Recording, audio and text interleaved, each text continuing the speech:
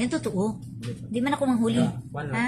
Masada ng Nang sa amin si Payong. payong-payong. O, pero namasada. Opo.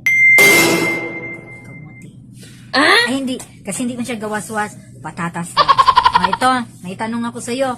Kasi namamasada ka, ha? Opo. Okay. Para ito sa ating daily reviewer. Madali lang ito, kuya. O, eto yung tanong mo. Sa kalagitnaan ng biyahe, nasira ang iyong sasakyan na puno ng pasahero.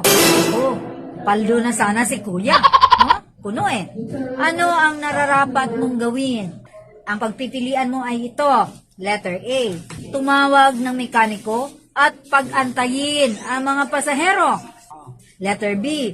Ayusin kaagad ang sira bago magberde ang ilaw trapiko. O letter C. Ibalik ang kanilang pamasahe at tulungan silang makalipat ng ibang PUV. O sa palagay mo, ano yung dapat mong gawin? Letter C. Huwag mo na isipin, sayang, puno sana ako. Ha?